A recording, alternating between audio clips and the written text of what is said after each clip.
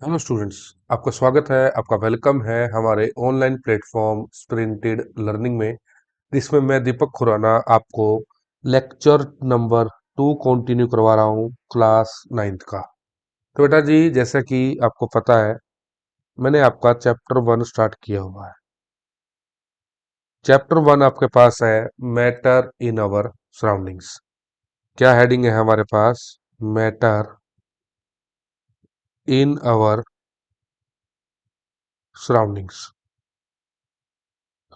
वैसे तो मैं इसका छोटा सा टॉपिक, छोटा सा लेक्चर 1 अपलोड कर चुका हूँ। इसमें मैंने सिर्फ आपको बताया था कि मैटर क्या होता है। उम्मीद करता हूँ सभी ने वीडियो देखी होगी। बाकी जो बच्चे आज हमारी इसी वीडियो से हमसे जुड़े हैं, तो उन्हें मैं 1 मिनट के लिए बता दूं, एक रिवीजन दे दूं कि मैटर क्या होता है। मैंने आपको बताया था कोई भी चीज जो क्या करती है, ऑक्यूपाई स्पेस, जो जगह स्पेस ऑक्यूपाई करती है, एंड हैविंग मास, और मास कैरी करती है। ये जो दोनों करेक्टरिस्टिक शो कर रही है कोई भी ऑब्जेक्ट, कोई भी चीज, उसे हमने मैटर का नाम दिया था। जैसे एग्जाम्पल के तौर पे मैंने आपको बताया कि आपका बैग है, आपका पेन है, आपकी टेबल है, आपकी चेयर है, वही सराउंडिंग। जैसे आपका मोबाइल फोन है, जैसे आपका लैपटॉप है, उन्हीं सराउंडिंग के एग्जाम्पल्स दे रहा हूँ, क्योंकि हमें चैप्टर में जो एग्जाम्पल्स लेने हैं वो हमारी सराउंडिंग के ही लेने हैं। सराउंडिंग से ही आपको चीजें समझाता हुआ चलूंगा। कोई इमेजिनरी चीज नहीं है, सिर्फ यहीं के एग्जाम्पल्स हैं, बेसिक एग्जाम्पल्स हैं जो मैंने आपको देने हैं। तो ये डेफिनेशन मैंने आपको समझाई 10-12 मिनट की वीडियो में, कुछ इंट्रोडक्शन दिया कैसे हम काम करेंगे। अब मैं ज़्यादा टाइम आपका नहीं खराब करूंगा, अब सीधे मुद्दे पे बात करेंगे, आज के लेक्चर पे बात करेंगे। आज का लेक्चर है लेक्चर 2, जो है वो है प्रॉपर्टीज ऑफ मैटर। बेटा जी, आज की जो हेडिंग अब जो मैं करवाने वाला हूँ वो है प्रॉपर्टीज ऑफ मैटर। बाकी जो बच्चे आज ही की वीडियो से हमसे जुड़े हैं, तो बेटा जी प्लीज वीडियो को लाइक करें, चैनल सब्सक्राइब करें और शेयर करें। ठीक है बेटा जी। Properties of matter. वैसे तो मैं इसको 2 मिनट में, 4 मिनट में फटाफट बता के खत्म कर दूं, ऐसा भी हो सकता है, लेकिन इसके हम थोड़ी सी एक्सप्लेनेशन देंगे। और एक्सप्लेनेशन कोई एक्स्ट्रा नहीं है, आपकी एनसीईआरटी की है, आपकी जो पार्ट ऑफ द सिलेबस है उसी की एक्सप्लेनेशन है जो मैं आपको दूंगा। कई बार हमें देखने को वो एक्सप्लेनेशन सुनने को नहीं मिलती, लेकिन हम यहाँ बात करेंगे। मैं यहाँ पे आपको 4 प्रॉपर्टीज है, 4 प्रॉपर्टीज है मैटर की, आपकी एनसीईआरटी की, वो डिस्कशन में लाऊंगा अभी एक बार। तो पहली प्रॉपर्टी जो है, पहला जो कंसेप्ट है, जो प्रॉपर्टीज ऑफ मैटर में मैंने पढ़ना है, तो इसको आप नोट डाउन करेंगे। पहली प्रॉपर्टी है every matter. Every matter is made up of small particles. इस लाइन को मैं चैप्टर 3 में भी दोबारा शुरू करूंगा। ये बहुत मेन पॉइंट है छोटी सी line. Every matter is made up of small particles. इसको मैं चैप्टर 3 में भी बताऊंगा, इसको आप नोट डाउन करें अच्छी तरह। और इसके अंदर एग्जांपल देके समझाता हूँ कि कहता है कोई भी मैटर है, कोई भी सब्सटेंस, जितने भी मैंने आपको एग्जांपल दी है, जितने भी सब्सटेंसेस जो आप मैटर को ऑब्जर्व करते हो कि मैटर हैं, कहता है वो किसी ना किसी पार्टिकल से, छोटे छोटे पार्टिकल से मिलकर बने हुए होते हैं। ये मैंने आपको एग्जांपल देके समझाना है। मैं यहाँ पे एनसीईआरटी के 2 फैक्ट्स लूंगा। एनसीईआरटी में हमें 2 बातें बताई गई हैं, उन्हीं को मैं यहाँ पे एक्सप्लेन करूंगा। सबसे पहली जो मैं आपको समझाने जा रहा हूँ, देखो, ये कहता है कि हमने सबसे पहले क्या लिया, हमने एक कंटेनर में हमने वाटर ले लिया। ये कहता है कि मैं यहाँ पे 100 ml ऑफ वाटर लेता हूँ। यहाँ तक को डाउट हो तो पहले पूछो। बेटा मैं एक चीज आपको और बता दूं, अगर आपको कोई भी डाउट रहता है ना, तो आप कमेंट बॉक्स में कमेंट कर दिया करो। मैं सारे कमेंट रीड करता हूँ, सभी कमेंट्स का मैं आपको आंसर दूंगा। कोई भी अगर ऐसी बात लगती है जो आपको नहीं समझ में आई, तो आने वाली वीडियोस में वो सॉल्व कर दी जाएगी। अगर फिर भी आप कभी भी इस लेक्चर को देखते हो, कभी भी कोई डाउट आता है, तो मैं उसको चाहे नई वीडियो में या किसी तरह से भी वो सॉल्यूशन जो है उस डाउट का मैं आपको दूंगा। आप ऐसी टेंशन ना लें, मैं सारे कमेंट्स आपके रीड करता हूँ। तो आप कोई भी डाउट हो आप पूछ सकते हो, कोई सजेशन भी होता है वो भी आप दे सकते हो। चलो देखते हैं आगे अभी हम टॉपिक के अंदर। कहते हैं मैंने 100 ml ऑफ वाटर ले लिया, और आप सबको पता है कि जो वाटर होता है इनिशियली कलरलेस होता है। वाटर का कोई भी कलर नहीं है, ये कलरलेस होता है, ये बात भी क्लियर है सबको। चलो बेटा आगे। अब इसमें कहता है कि आपने क्या करना है। कहता है 100 ml ऑफ वाटर जो आपने लिया है, इसमें हमने क्या ऐड करना है, वन क्रिस्टल ऑफ इसमें हमने क्या ऐड करना है, 1 क्रिस्टल ऑफ पोटाशियम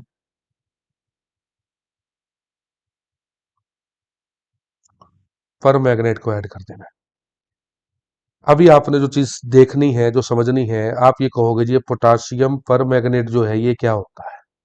बेटा जी पोटाशियम पर मैग्नेट जो होता है, इस क्रिस्टल का मतलब एक छोटा सा पार्टिकल, सैंड लाइक पार्टिकल, एक सॉलिड पार्टिकल जो होता है ना, बिल्कुल स्मॉलेस्ट पार्टिकल जो होता है किसी भी चीज का, उसे हम यहाँ क्रिस्टल वर्ड नाम दे रहे हैं। जैसे सैंड लाइक, बिल्कुल छोटा सा सैंड की तरह, मिट्टी के पार्टिकल की छोटा सा पार्टिकल लेना है। किसका? पोटाशियम पर मैग्नेट का। और पोटाशियम पर मैग्नेट आपके पास क्या होता है, एक पर्पल कलर का सब्सटेंस आपके पास होता है। इसको आपने क्या किया, इसको आपने यहाँ रख दिया पानी के अंदर, दिख रहा है आपको, डॉट सी मैंने लगा दी है। ये एक क्रिस्टल है। पोटाशियम पर मैग्नेट एक केमिकल सब्सटेंस होता है पर्पल कलर का, वो मैंने क्या कर दिया, पानी के अंदर डाल दिया। देखा होगा आपने भी, एक डॉट लगी है पानी के अंदर। अब थोड़ी देर बाद आप क्या ऑब्जर्व करोगे, थोड़ी देर बाद आप क्या ऑब्जर्व करोगे, ये जो पर्पल कलर का सब्सटेंस है ना, जो एक छोटा सा क्रिस्टल मैंने डाला था, थोड़ी देर बाद आप ऑब्जर्व करोगे कि इसकी स्प्रेडिंग होने लगी है, वो ऐसे ऐसे पानी में घुलने लग गए हैं। वो क्या हो रहा है, उसकी स्प्रेडिंग हो रही है पर्पल कलर की, जो पर्पल कलर का बना हुआ है ना, इसकी स्प्रेडिंग हो रही है, स्प्रेडिंग ऑफ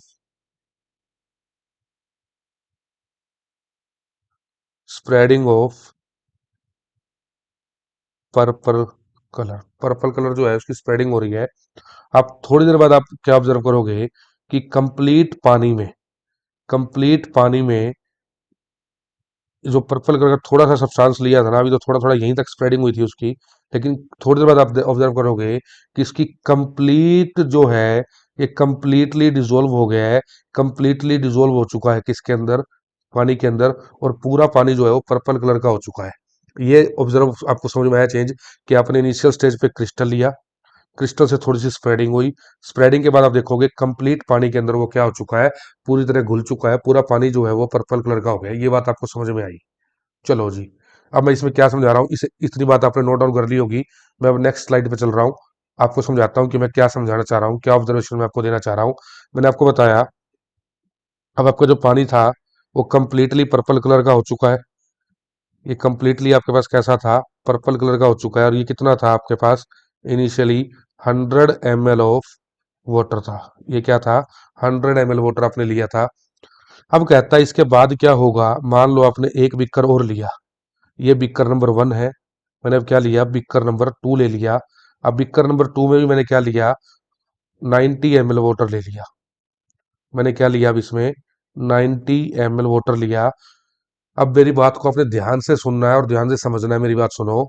ये बिकर नंबर 1 है, बिकर नंबर 2 लिया, इसमें 100 ml ऑफ वाटर था, लेकिन सेकंड बिकर में मैंने क्या लिया है, 90 ml वाटर लिया है। अब मैं क्या करूंगा, 10 ml of water, 10 ml of water मैं बिकर 1 से 2 में ऐड करूंगा। आ रही है मेरी बात समझ में? बिकर नंबर 1 से 2 में ऐड करना है। मेरी बात को आप समझ रहे हैं? मैंने बिकर नंबर 1 से 2 में पानी को ऐड करना है, 10 ml वाटर ऐड करना है। तो 10 ml में वाटर और ऐड करूंगा, तो अब बिकर नंबर 2 में भी कितना हो जाएगा, अब 100 ml ऑफ वाटर हो जाएगा। कितना वाटर हो जाएगा, 100 ml ऑफ वाटर हो जाएगा। इस इसमें जब थोड़ा सा 10 ml में वाटर लूंगा, तो इसमें भी क्या होगा, थोड़ा थोड़ा पर्पल कलर जो है, पर्पल कलर जो है वो थोड़ा थोड़ा ये आना शुरू हो जाएगा। सीधी सी बात है। आपके पास एक बिक्कर 1 था, बिक्कर 2 था। बिक्कर 1 में सारा पर्पल कलर है, पर्पल कलर को आप थोड़ा सा बिक्कर 2 में डालोगे, तो थोड़ा बहुत कलर तो 2 में भी आएगा। ऐसे ही ऑब्जर्वेशन आपने क्या करनी है, बिक्कर नंबर 3 लेना है। अब बिक्कर नंबर 3 लेना है। अब अब क्या करना है सेकंड स्टेप में, अब सेकंड स्टेप में क्या करना है, 2 से 3 में पानी को डालना है।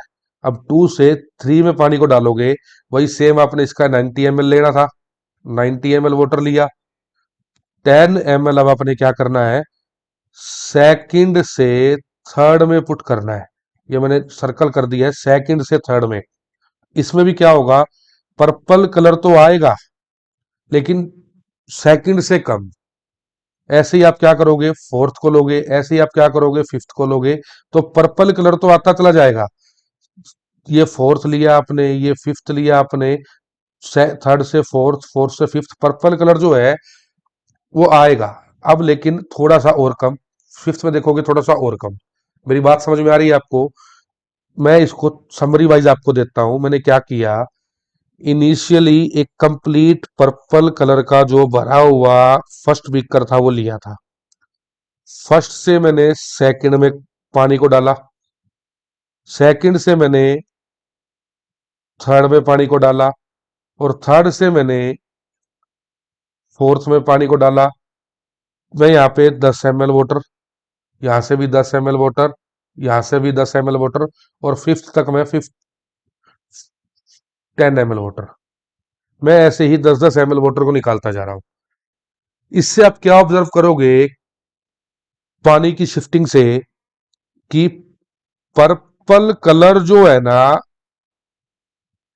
ये बिकर 1 से 2, 2 से 3, 3 से 4, 4 से 5 शिफ्ट तो हो रहा है, पर्पल कलर तो शिफ्ट हो रहा है, बट इसकी इंटेंसिटी जो है, इसका जो कलर है, इसका जो गाढ़ापन है, वो कम होता जा रहा है। ये चीज आपको मैं समझा रहा हूं।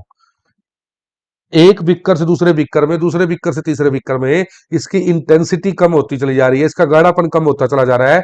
पर्पल कलर जो फर्स्ट का था उतना कर पर्पल कलर सेकंड में नहीं है, जितना सेकंड में था उतना थर्ड में नहीं है, जितना थर्ड में था उतना फोर्थ या फिफ्थ में नहीं है। कलर कम होता चला जा रहा है, ना के बराबर होता चला जा रहा है, लेकिन कलर आ रहा है।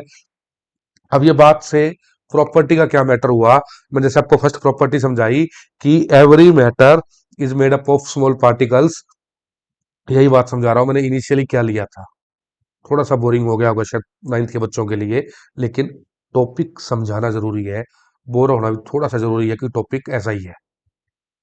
अब मेरी बात सुनो, हमने शुरू में एक क्रिस्टल लिया था, एक सैंड जितना पार्टिकल लिया था। अब वो पार्टिकल अपने छोटे छोटे पार्टिकल में, वो भी एक मैटर था, एक छोटा सा क्रिस्टल भी, वो छोटे छोटे और पार्टिकल्स में टूटता गया, टूटता गया, टूटता गया, पूरे पानी में फैल गया। फिर हमने क्या किया, 10 ml वाटर निकाल लिया फर्स्ट पिकर से, उसको सेकंड में डाल दिया। अब फिर क्या हुआ, उसके पार्टिकल्स फिर उस पानी में धीरे धीरे धीरे धीरे करके फैल गए। यानी कि अब यही चीज मैं समझाना चाह रहा हूं, कि एक मैटर था, एक क्रिस्टल था, उसमें इतने सारे पार्टिकल्स थे, इतने सारे पार्टिकल्स थे, जो फर्स्ट से सेकंड में गए, सेकंड से थर्ड में गए, थर्ड से फोर्थ में गए, फोर्थ से फिफ्थ तक भी गए, अपना असर दिखाते गए, अपना कलर जो है वो छोड़ते गए। तो यही बात आपको समझा रहा हूं कि every matter is made up of small particles. इसको हमने आने वाले टाइम में एटम्स का नाम देंगे, चैप्टर थर्ड का नाम है एटम्स एंड मोलिक्यूल्स, उसको पढ़ेंगे बाद में, कि उन पार्टिकल्स को हमने एटम का नाम दिया। लेकिन अभी इतनी बात को समझो, अभी एटम वर्ड हमने थर्ड चैप्टर में पढ़ना है, तो अभी सिर्फ हम उसको स्मॉल पार्टिकल्स नाम देंगे, कि एक क्रिस्टल इतने छोटे छोटे पार्टिकल से मिलकर बना था, कि उसने फर्स्ट से लेकर फिफ्थ तक के अंदर अपना कलर इंटेंसिटी को छोड़ा। अब आप कहोगे जी ठीक है, ये फैक्ट तो चलो कोई नहीं, समझ लिया, समझ में अभी आ गया। मैं इसके अंदर एक पॉइंट आपको और ऐड करना चाहूंगा। कहता है कि अगर आप एक वाटर की बूंद लेते हैं, एक ड्रॉप लेते हैं किसकी, एक ड्रॉपलेट लेते हैं किसका, वाटर का, एक पानी की जो एक बूंद लेते हो, पानी की एक बूंद, बेसिक सी बात है, आपके सामने अभी भी हो सकता है कि पानी आसपास हो, आप देख सकते हो पानी की एक बूंद कितनी बड़ी होती है, कोई खास नहीं, एक एक फिंगर पे आपकी आ जाती है एक ड्रॉप। तो हमारी एनसीईआरटी कहते हैं कि उसके अंदर भी 10 की power 21 molecules of water present होते हैं। अब मेरी बात समझ में आ रही है, 10 की पावर 21 है बेटा जी, यानी कि 10 की पावर 21 का मतलब 21 टाइम मल्टीप्लाई हो रही है चीज, 21 जीरो आ रही है। किसके अंदर आ रही है, एक पानी की बूंद के अंदर आ रही है, एक पानी की ड्रॉपलेट के अंदर आ रही है। तो अगर इतनी सारी मोलिक्यूल्स एक पानी की बूंद के अंदर प्रेजेंट है, तो इसी तरह क्रिस्टल के अंदर भी क्या है, बहुत सारे पार्टिकल्स प्रेजेंट हैं, और वो पार्टिकल्स हैं धीरे धीरे फ्री हो रहे हैं पानी के अंदर, और अपना कलर छोड़ रहे हैं। ऐसे ही वो 1 से 5 तक के जो बिक्कर की हमने काउंटिंग करी उसमें जा रहे हैं। इतनी बात समझ में आ रही है आपको? अब उम्मीद करता हूं कि मेरी बात कुछ समझ में आ रही होगी। चले बेटा जी आगे। ये मैंने आपके सामने फर्स्ट प्रॉपर्टी रखी, जिसमें मैंने आपको सिर्फ इतनी डिटेल देने की कोशिश करी कि every matter is made up of small particles. इतनी बात क्लियर है? क्लियर है तो आप यस करें, आगे चलते हैं। अब कहता है सेकंड प्रॉपर्टी, कहता है कि जो पार्टिकल्स होते हैं ना, जो पार्टिकल्स होते हैं, कहता है particles of matter, particles of matter have spaces between them. कहता है कि जैसे मान के चलो कोई भी मैटर है, कोई भी सब्सटेंस है जो आपके सामने पड़ा है, उनके बीच में छोटे छोटे मतलब थोड़ा थोड़ा स्पेस प्रेजेंट होता है अकॉर्डिंग टू देयर नेचर, कि वो सॉलिड है, लिक्विड है या गैस है। गैस में ऑब्वियसली स्पेस ज्यादा है, यही बात भी करूंगा जब हम क्लासिफिकेशन की बात करेंगे, लेकिन अब इतनी बात समझे। कहता है कोई भी एक मैटर जो है ना, उनके बीच में स्पेस प्रेजेंट होता है पार्टिकल्स के बीच में। आ रही है मेरी बात समझ में? अब कहोगे कैसे इस चीज को हम प्रूव करें? अपनी सराउंडिंग से, हमने सराउंडिंग से प्रूव करना है। तो कहता है कि आप एक काम करो, आप 100 ml वाटर ले लो। ये तो आप घर में देख सकते हो, ले लिया आपने। इसमें क्या करो, 1 स्पून सोल्ट ऐड कर दो, या इसमें 1 स्पून शुगर ऐड कर दो, कुछ भी चीज इसमें ऐड कर दो। पहले आपने क्या करना है, एक गिलास में, एक पानी के गिलास में अपने यहाँ पे पानी भर लिया। पानी भरने के बाद उस पोजीशन को मार्क कर लेना जहां तक पानी की हाइट आ रही है। मैं इसको थोड़ा सा गड़ा कर देता हूँ, ये देखो मैंने अब पोजीशन मार्क कर ली कि यहाँ तक पानी की 100 ml ऑफ वाटर की हाइट आ रही है। ये बात समझ में आ रही है आपको? उसमें अपने मान लो 10 ग्राम ऑफ सोल्ट या शुगर, कुछ भी ऐड कर दो। अभी भी आप देखोगे इसकी हाइट जो है ना, जो कि चेंज होनी चाहिए थी, क्योंकि 10% के लगभग, ऑलमोस्ट 10% इसमें नई चीज ऐड हुई है 100 ml के 100 ग्राम के अकॉर्डिंग। सॉरी। तो थोड़ी सी हाइट में तो चेंज होना चाहिए था, लेकिन ऐसा नहीं होता। क्यों नहीं होता? क्योंकि वाटर मॉलिक्यूल्स जो है ना, वाटर मॉलिक्यूल्स जो हैं, उनके बीच में ये जगह प्रेजेंट होती है, ऐसे जैसे मैं आपको बता रहा हूँ। इनके बीच में जगह प्रेजेंट होती है, वाटर मॉलिक्यूल्स है मान लो। तो वो क्या करते हैं, चीनी या नमक के जो पार्टिकल्स हैं, इन जगहों के बीच में ही अपने आप को सेटल डाउन कर लेते हैं। इसलिए वो जगह एक्स्ट्रा आपको हाइट नहीं दिखती। मेरी बात समझ में आ रही है? कि आपके पास एक गिलास था, उसमें आपने पानी डाला, उसकी हाइट मेजर की, उसमें चीनी या नमक डाल दिया। उसकी हाइट बढ़नी चाहिए थी क्योंकि उसमें कुछ चीज ऐड हुई है। लेकिन वो क्या करते हैं, अपने आप को, जो वाटर के मॉलिक्यूल्स हैं उनके बीच में जगह प्रेजेंट है, उन्हीं के बीच में अपने आप को वो मतलब कहते हैं समा लेते हैं, या अपने आप को उसमें डिजोल्व करवा लेते हैं, उसी में वो बैठ जाते हैं, जिसके कारण उसकी हाइट नहीं दिखती। तो ये चीज प्रूव करती है, ये एक्टिविटी प्रूव करती है कि उनके बीच में स्पेस प्रेजेंट है। अगर स्पेस ही ना होता तो लेवल बढ़ना चाहिए था। स्पेस ना प्रेजेंट होता तो वो अलग जगह ऑक्यूपाई करते, वो अलग जगह हमारे को मेंशन होती, दिखती है हमारे को। तो ये बात समझाना चाहता हूँ, छोटी सी बात थी, ये समझ में आपको उम्मीद करता हूँ आगे होगी, इसमें कुछ ज्यादा बड़ा कंसेप्ट नहीं था समझाने का। अब बात करता हूं मैं थर्ड प्रॉपर्टी की। अब मैं बात करता हूं आपके पास थर्ड प्रॉपर्टी की, लिखेंगे the particles of matter are constantly moving, constantly moving. अब इस बात का क्या मतलब है? कहता है कि पार्टिकल्स जो है मैटर के, वो लगातार मूव करते चले जाते हैं, मूव करते रहते हैं। अब इस बात को मैं कैसे समझाऊंगा? इस बात को समझना बहुत ज्यादा इजी है।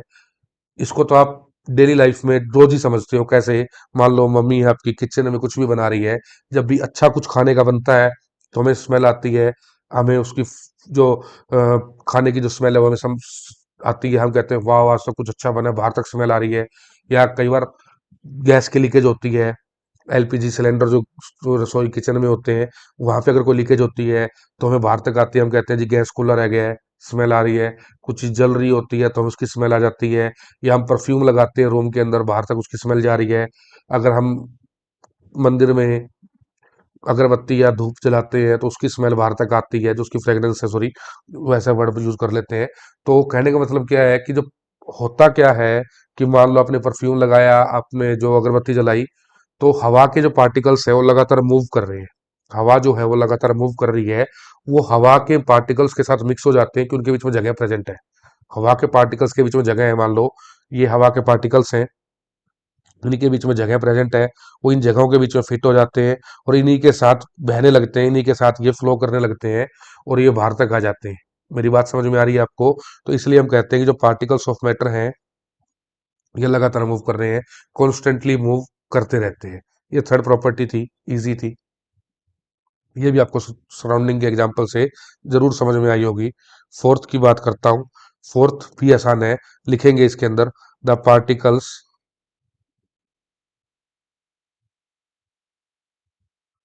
अगर स्पीड आपको तेज लग रही हो तो भी आपने मेंशन करना है, स्लो लग रही है तो भी मेंशन करना है, क्योंकि कोई भी सजेशन है जो आपके लगता है मुझे कि उसमें सुधार होना चाहिए, उसमें काम होना चाहिए, उसमें कुछ ना कुछ एडअप होना चाहिए, तो आप वो दे सकते हो।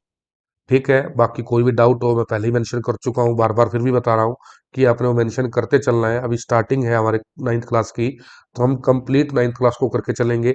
बहुत कुछ सीखना है और बहुत कुछ एक्स्ट्रा पढ़ाऊंगा मैं इसमें आपको। अभी प्रॉपर एनसीईआरटी चल रही है, अभी आप एनसीईआरटी फोकस करें, और इसमें अभी कुछ ज़्यादा कंसेप्चुअल बताने वाला भी नहीं है, इसलिए भी एनसीईआरटी पे फोकस करते हुए चलते हैं हम इस चैप्टर के अंदर। The particles of matter attract, आज थोड़ी सी तबीयत भी मेरी डाउन है, अट्रैक्ट ईच अदर। ये कहता है कि जो पार्टिकल्स ऑफ मैटर हैं एक दूसरे को अट्रैक्ट करते हैं। तो ये कहने का मतलब क्या है? कहता है कि जो पार्टिकल्स हैं मैटर के, चाहे वो सॉलिड का केस रहा हो, चाहे वो लिक्विड का केस है, चाहे वो गैस का केस है, उनके बीच में एक फोर्स ऑफ अट्रैक्शन होता है, एक फोर्स ऑफ अट्रैक्शन प्रेजेंट होता है, जो उनको बाइंड करके रखने की कोशिश करता है, जो उनके अंदर उसको बाइंड करने की कोशिश करता है।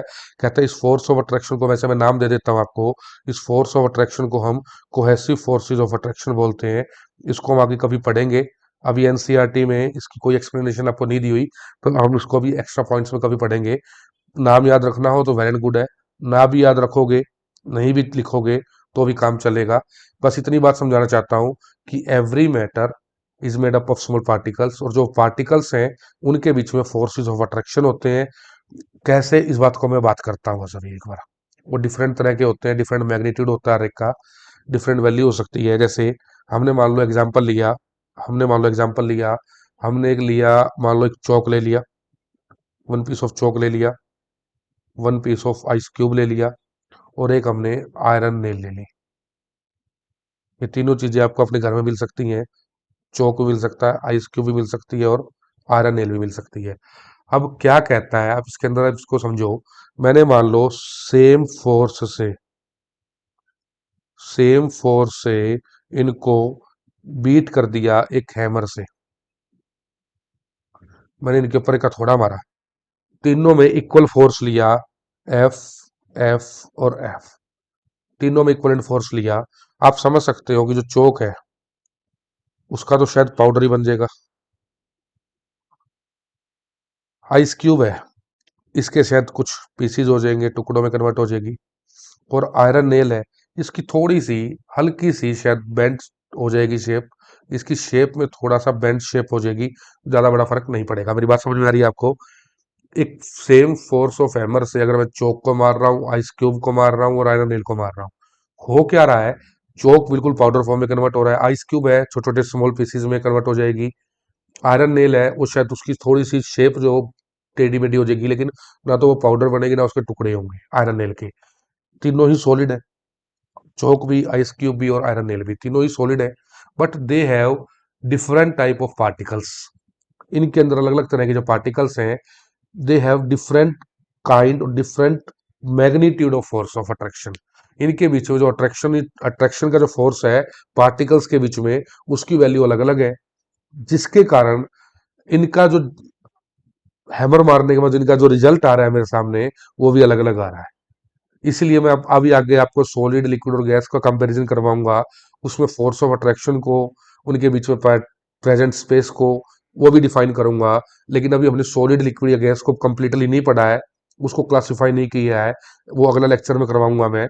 अभी सिर्फ मेरा एक मैटर वर्ड जो था ना, मैटर वर्ड, एक कॉमन वर्ड जो है मैटर सभी के लिए, उसी को समझाना था कि every matter is made up of particles, और जो पार्टिकल्स हैं वो मूव करते हैं, पार्टिकल्स के बीच में स्पेस प्रेजेंट होता है, और पार्टिकल्स के बीच में फोर्स ऑफ अट्रैक्शन प्रेजेंट होता है। ये चार बातें थी जो समझानी थी। अब मेरी बात को आप एक बार दोबारा समझ ले।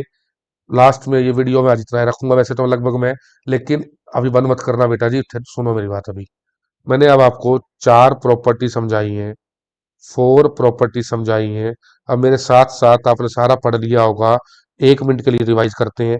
पहली प्रॉपर्टी, पहली प्रॉपर्टी आप ही बताएंगे, पहली प्रॉपर्टी आप बताएंगे वो क्या है? Every matter is made up of small particles, पहली प्रॉपर्टी होगी। रिवाइज करेंगे साथ साथ। सेकंड प्रॉपर्टी, सेकंड प्रॉपर्टी मैंने आपको बताई थी, जो पार्टिकल्स होते हैं उनके बीच में स्पेस स्पेस प्रेजेंट होता है, तो ये बात सेकंड प्रॉपर्टी में चली गई। थर्ड प्रॉपर्टी, जो पार्टिकल्स हैं मैटर के, वो कॉन्स्टेंटली मूव करते रहते हैं, दे आर कॉन्स्टेंटली मूविंग, ये थर्ड प्रॉपर्टी हो गई। उसके बाद फोर्थ प्रॉपर्टी मैंने आपको क्या बताई है? Particles of matter attract each other, means particles of matter have forces of attraction between them. Particles of matter के बीच में अट्रैक्शन है, फोर्स ऑफ अट्रैक्शन है, उससे मैंने कोहेसिव फोर्सेस का नाम दिया। नाम याद रखना हो तो वेल एंड गुड, नहीं रखना हो तो भी कोई इशू नहीं है। चार प्रॉपर्टी समझाई। अगला जो टॉपिक रहेगा वो रहेगा क्लासिफिकेशन ऑफ मैटर। अगला जो हेडिंग रहेगी, क्लासिफिकेशन ऑफ मैटर। मैं मैटर को क्लासिफाई करूंगा on the basis of physical classification, हम डिफाइन करेंगे मैटर को। On the basis of chemical properties हम डिफाइन करेंगे मैटर को। ये मेरे अगले लेक्चर रहने वाला है, फिजिकल वाला। केमिकल वाला चैप्टर 2 में पढ़ना है हमने। इसमें हम सॉलिड, लिक्विड और गैस को डिफाइन करेंगे, उनकी प्रॉपर्टीज को डिफाइन करेंगे। बाकी आज का लेक्चर, सेकंड लेक्चर, फर्स्ट वाले से ऑब्वियस है कि बड़ा रहा है, फर्स्ट वाले से ऑब्वियस है कि थोड़ा सा कंसेप्चुअल सा रहा है। उम्मीद करता हूँ समझ में आया होगा। आपने वही सेम वीडियो पूरी देखनी है, नोट्स बनाने हैं, वीडियो लाइक करनी है, चैनल सब्सक्राइब करना है और शेयर करना है। आज के लिए इतना ही। Thank you, thank you very much.